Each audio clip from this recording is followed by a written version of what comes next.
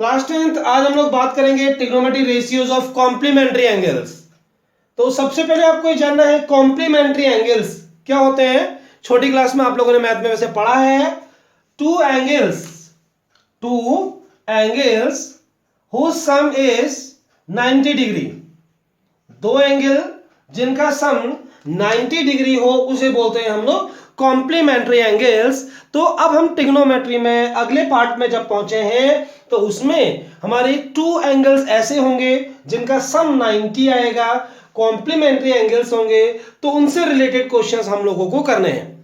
तो सबसे पहले हम लोग कुछ डेरिवेशन यानी फॉर्मूलों की बात करेंगे। फॉर्मूलों को डिराइव करवा रहा हूं, कैसे बनते हैं उनको आपने लर्न करना है।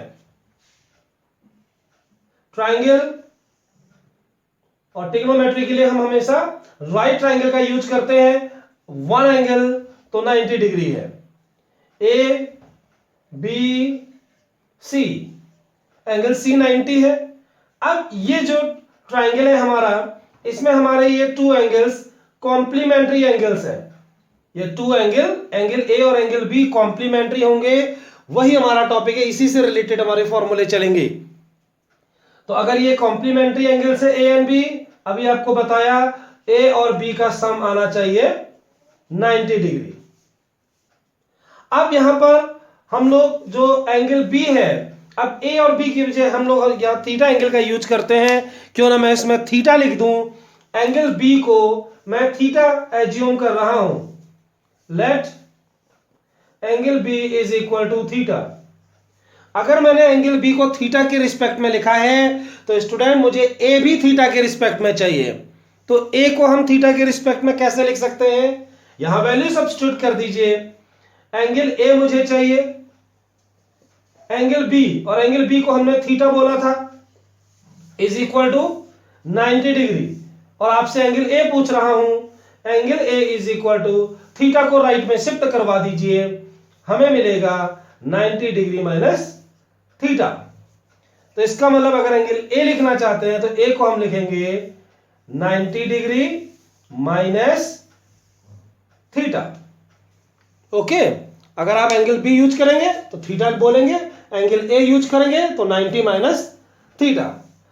अब ट्रिग्नोमेट्री में आप लोगों को कहा था जब आप ट्रिग्नोमेट्री रेशियोज अप्लाई करना चाहते हो तो आप अपने रफ में P B P H H B लिख लिया करो, इससे हेल्प मिलती है।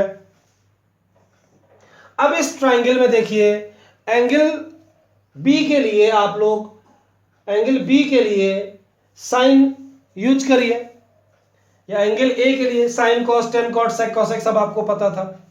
एंगल ए के लिए यूज करता हूं, चलो एंगल ए के लिए साइन का यूज करने वाला हूं। तो जिस एंगल का आप यूज करते हैं सामने परपेंडिकुलर, ये बेस और ये हाइपोटेन्यूस होगा। मैंने आपको बोला एंगल ए का यूज कर रहा हूं और इसके लिए साइन का फॉर्मूला अप्लाई करिए। साइन और एंगल ए की बजाय हम लोग लिखेंगे 90 माइनस थीटा। तो ब्रैकेट में लिख दे रहा हूं इस एंगल को, sine 90 minus theta is equal to, तो स्टूडेंट साइन थीटा का जो फॉर्मूला होता है परपेंडिकुलर अपॉन हाइपोटेन्यूस। तो इस एंगल के लिए परपेंडिकुलर होगा हमारा बीसी अपॉन हाइपोटेन्यूस, और हाइपोटेन्यूस होगा AB। ठीक, तो इसे फिलहाल मैं ऐसे ही लिख देता हूं, रोक देता हूं, इक्वेशन नंबर 1 कह देता हूं। अब इसके बाद जो आपका एंगल थीटा है इसके लिए आप लोग कॉस यूज करिए। Cos theta is equal to, cos का फॉर्मूला होता है base upon hypotenuse. Angle theta use कर रहा हूं तो थीटा एंगल के सामने वाला ये होगा परपेंडिकुलर, ये बेस और ये हाइपोटेन्यूस। तो कॉस का फॉर्मूला है base upon hypotenuse, base is BC and hypotenuse is AB। This is equation number 2। अब आप लोग इन दोनों इक्वेशन का RHS चेक कीजिए। इक्वेशन नंबर 1 और इक्वेशन नंबर 2 दोनों का RHS देख लीजिए, सेम आ रहा है। और आपको ये बात मालूम होगी किसी भी इक्वेशन में अगर RHS सेम है तो हम कह सकते हैं ऑन कंपैरिजन तो उनका LHS भी इक्वल होगा। On comparing equation 1 and equation 2। 1 and 2 का RHS इक्वल है, इस वजह से हम इनका LHS भी इक्वल रख दे रहे हैं। 1 का LHS है sine 90 minus theta is equal to, equation 2 का LHS है कॉस थीटा। तो ये देखिए हमारा एक नया फॉर्मूला डिराइव हो चुका है, sine 90 minus theta is equal to cos theta.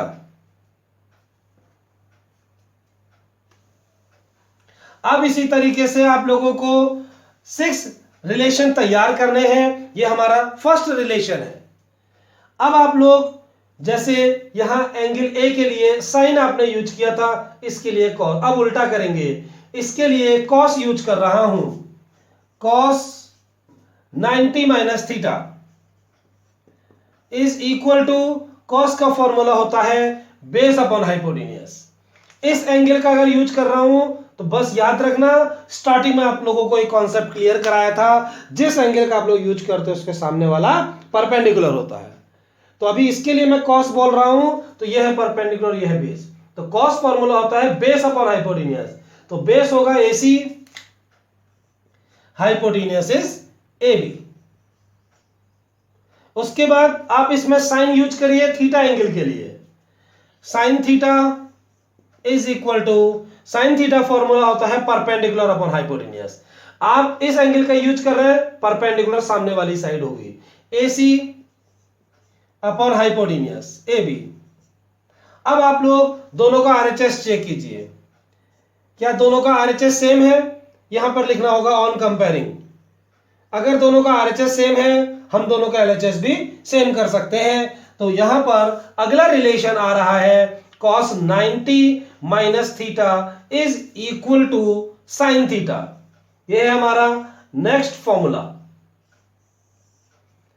क्या आप लोगों को ये डेरिवेशन क्लियर हो रहे हैं?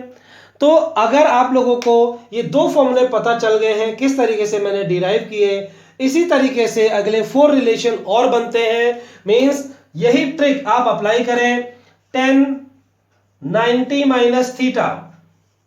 अब आपको क्या करना है, इस एंगल के लिए tan और इसके लिए cot यूज करना है। ध्यान से सुनिए, बाकी आगे का वर्किंग आप लोग खुद करेंगे।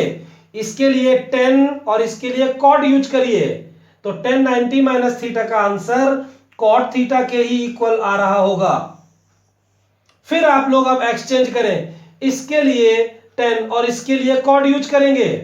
इसके लिए अगर cot यूज करते हो तो cot 90 माइनस थीटा का आंसर tan थीटा के इक्वल आ रहा है। ये फॉर्मूले अब आपको डिराइव करने हैं, मेथड आपको मैं बता चुका हूं। उसी तरीके से अब आप लोग इसके लिए sec और इसके लिए cosec यूज करना, तो sec 90 माइनस थीटा का आंसर cosec थीटा के इक्वल आ रहा होगा। एंड अब आप इसके लिए cosec और इसके लिए sec यूज करेंगे, तो cosec 90 माइनस थीटा का आंसर sec थीटा के इक्वल आ रहा होगा। तो प्रोसेस मैंने आपको बताया, sin 90 minus theta cos 90 minus theta के लिए रिलेशन तैयार करवाया था। बिल्कुल इसी तरीके से अब आप लोगों को tan cot sec cosec के लिए तैयार करना है।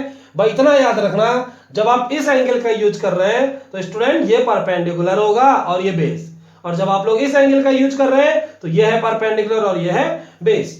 तो हमारी जो नेक्स्ट एक्सरसाइज आ रही है, नेक्स्ट एक्सरसाइज के लिए ये 6 फॉर्मूले हमारे तैयार हो चुके हैं, इन्हें आपने याद करना है।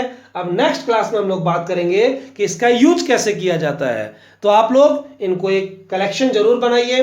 अच्छा, ट्रिग्नोमेट्री में आप ये नोटिस कर रहे हैं फॉर्मूले हमारे बढ़ते जा रहे हैं, तो जितने भी हम लोग फॉर्मूले बनाते चले जा रहे हैं उनका आप एक कलेक्शन जरूर बनाइए। आपके 10th में काम आएगा, हायर स्टडी में काम आएगा।